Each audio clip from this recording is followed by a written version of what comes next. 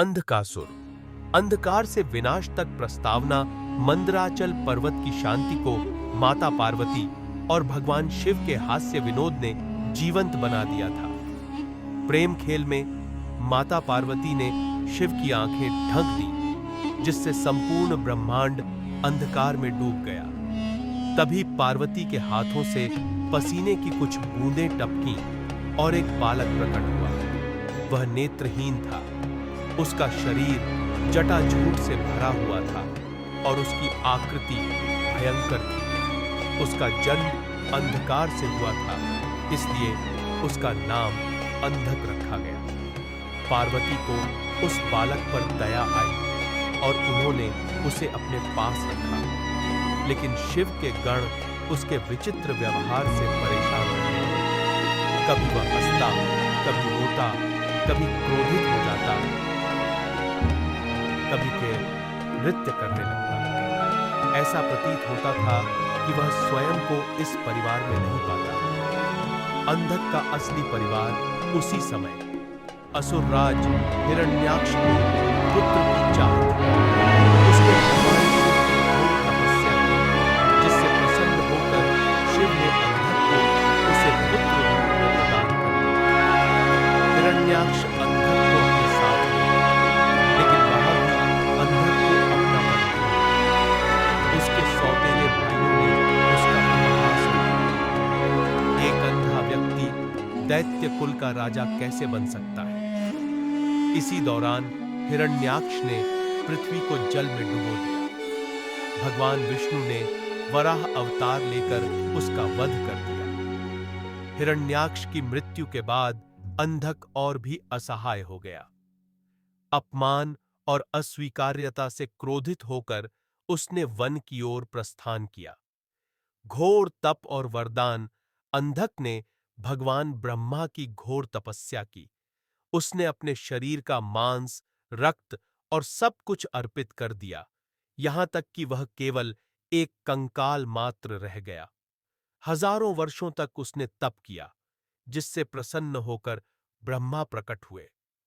अंधक ने वरदान मांगा, न तो कोई देव, न मानव, न असुर और न ही शिव या विष्णु मुझे मार सके। ब्रह्मा ने समझाया कि मृत्यु को वरदान से हटाना असंभव है।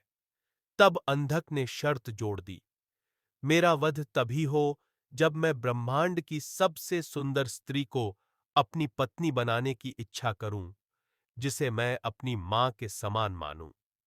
ब्रह्मा ने यह वरदान दे दिया। अंधक का उत्थान और स्वर्ग पर अधिकार अंधक अब अजेय था।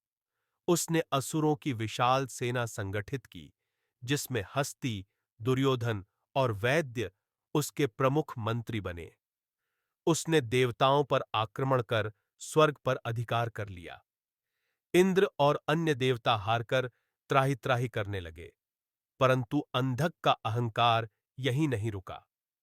उसने सोचा कि यदि उसे ब्रह्मांड की सबसे सुंदर स्त्री मिल जाए, तो वह पूर्ण रूप से अजेय हो जाएगा। और फिर उसकी दृष्टि माता पार्वती पर पड़ी। माता को पाने की इच्छा और विनाश का आरंभ अंधक ने शिवलोक में संदेश भेजा। मैं माता पार्वती को अपनी पत्नी बनाना चाहता हूं। यदि वे स्वेच्छा से मेरे साथ नहीं चलतीं, तो मैं उन्हें बलपूर्वक ले जाऊंगा। भगवान शिव इस असीमित अहंकार पर मुस्कुराए। उन्होंने देखा कि अंधक का अंत स्वयं उसके वरदान में छिपा था। युद्ध और अंधक का वध। अंधक अपनी सेना लेकर कैलाश पर्वत पर चढ़ाई करने आया। देवताओं और असुरों के बीच भयंकर युद्ध हुआ। अंधक के मंत्री वीरतापूर्वक लड़े, लेकिन वे शिवगणों के आगे टिक नहीं सके। अंततः भगवान शिव स्वयं रणभूमि में आए और त्रिशूल उठाया। अंधक ने भगवान शिव पर आक्रमण किया, लेकिन हर बार जब वह गिरता, तो उसका रक्त भूमि पर गिरकर हजारों और असुर उत्पन्न कर देता। यह देखकर भगवान शिव ने उसे अपने त्रिशूल पर उठा लिया और उसके रक्त की हर बूंद को अपने गणों द्वारा पीवा दिया ताकि नया असुर जन्म न ले सके। इस अवस्था में अंधक की देह जल रही थी, परंतु उसका अहंकार अब भी जीवित था। भगवान शिव ने पूछा, क्या अब भी तू माता पार्वती को प्राप्त करना चाहता है?